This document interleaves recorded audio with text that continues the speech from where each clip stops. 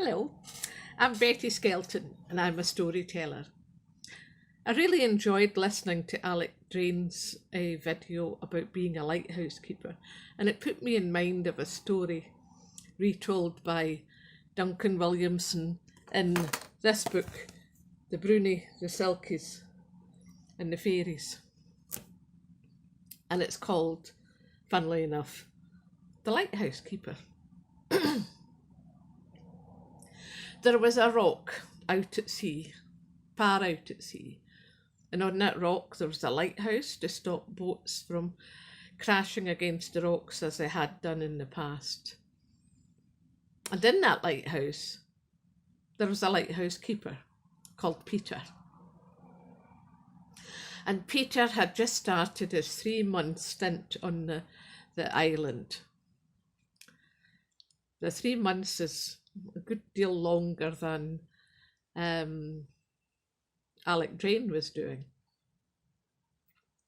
But that's the way it was. 3 months on, 3 months off. And all on his own.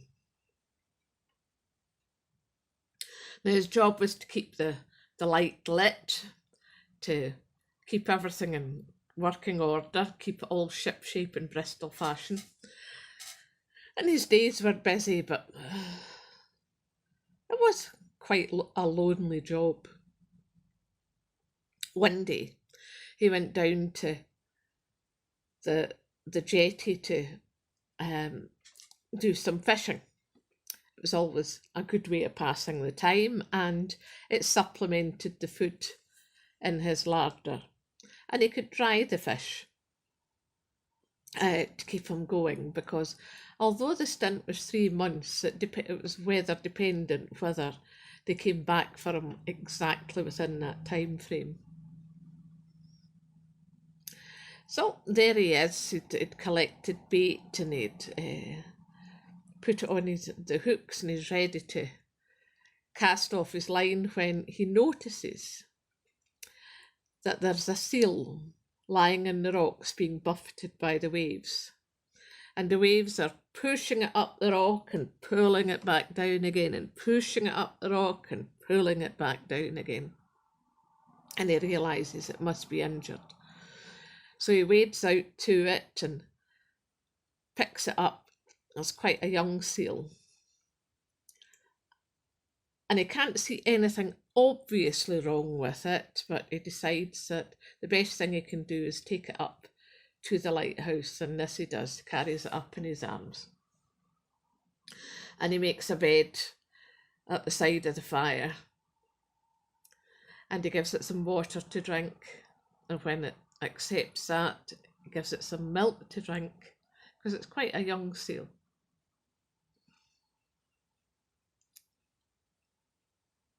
And he examines it carefully from head to tail, but he can't really see anything wrong, and he wonders if it's just exhaustion, but he doesn't know.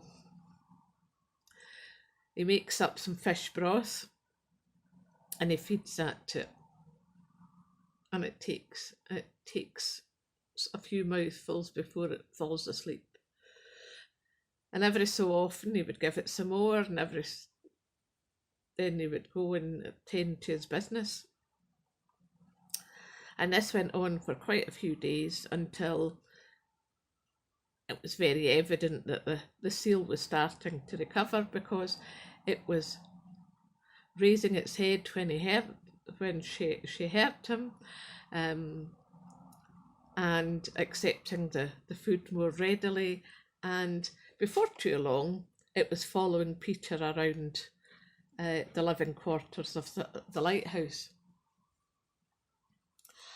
Flip flop, flip flop, flip flop, flip flop behind him. He always knew it was there. He always knew it was coming, and he really liked the noise, and it made him smile, made him happy, and he didn't feel quite so lonely. So the days passed and the days passed, and Peter and the seal got on fine, and he decided one night to try and teach it a trick.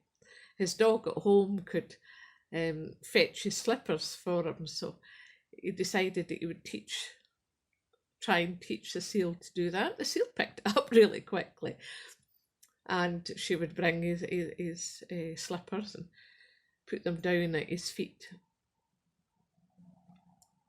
And then before too long, she was lining up not only his slippers, but his boots and his shoes and his Wellingtons and any other footwear that she could find in front of the fire in a nice neat row, all paired with their partner. And the days passed, and both seemed quite content, quite happy with the state of affairs. But Peter knew that the best thing for the seal would be to get back into the water and to go and find her own kind and be out back in the sea again. So he walked down the path, and she flip-flopped behind him. And when she got down to the water, when she got down to the rocks, Peter could see her body quivering with excitement and anticipation. And in the blink of an eye, she was in the water and swimming around. And she looked back up at Peter, and she lifted her fin and she waved, and then dived into the sea. And then she was gone. Well, Peter knew that was the right thing, but it did make him feel a wee bit sad. And so the time passed, and he went back to reading his books and tending the lights and going fishing and all the other things he did to pass the time and to keep the lighthouse working efficiently. Now one day, he's coming back down from the lighthouse, from the top of the lighthouse, and he's quite tired because it'd been a long shift, it'd been very stormy. And he wasn't attending to what he was doing. And he slipped and he fell all the way down, all the steps, all the way around, almost to the very bottom. And on the way, he heard snap and crack, and he knew that at least one, if not two, of his bones had broken. And he passed out. And when he came to, his foot was at an awkward angle. And his arm, there's a bone sticking out through his skin. And he knew that he was in big trouble. It was still a few weeks until the supply boat was coming back. He worried about infection, he worried about not being able to set the bones, and that he would never be able to walk again, he would never be able to work again. That is, if he managed to survive until the supply boat came for him. And he passed out again.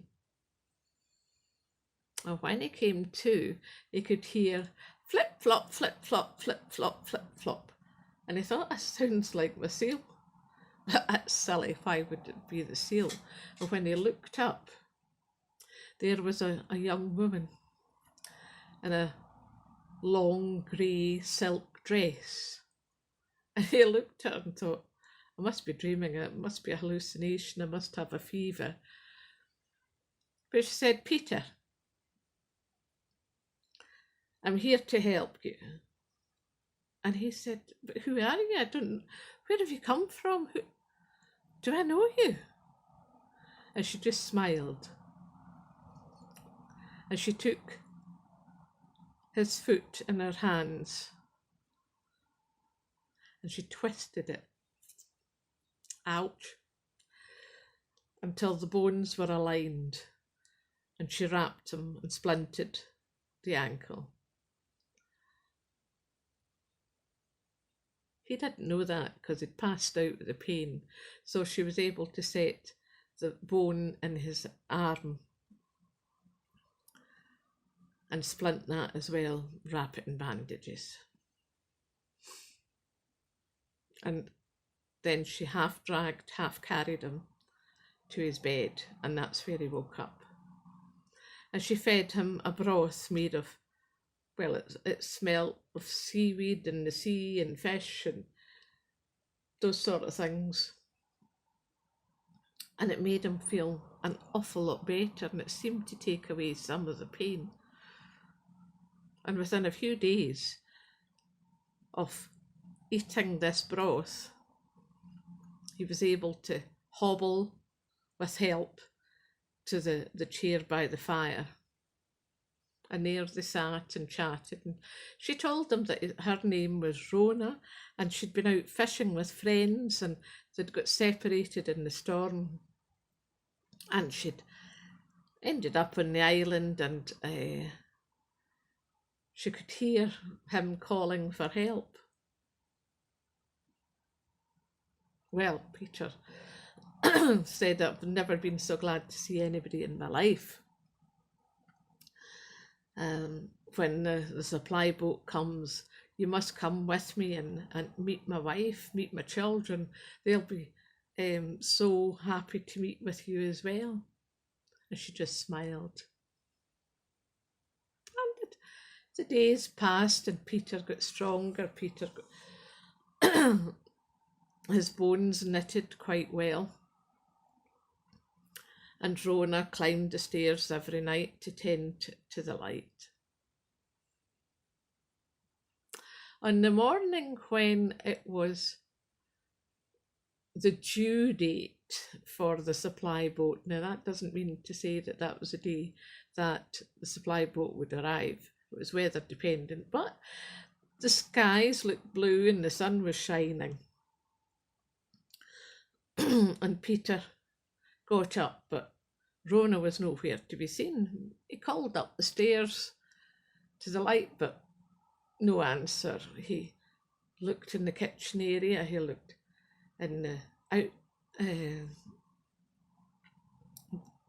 outbuildings, but couldn't see her. He stood in the steps and looked out to sea. Couldn't see her, but he could see the supply boat, and it was making its way into the jetty.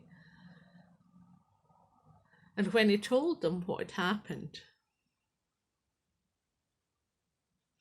one of the men said, I think you've been visited by a selkie. And it was maybe a selkie and not a seal that you helped, and now they've repaid the debt. And do you know this?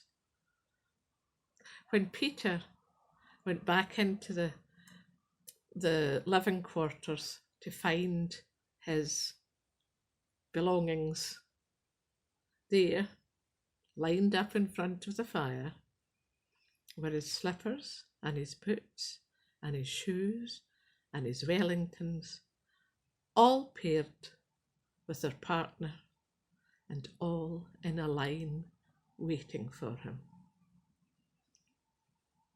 Thank you very much for listening. Bye.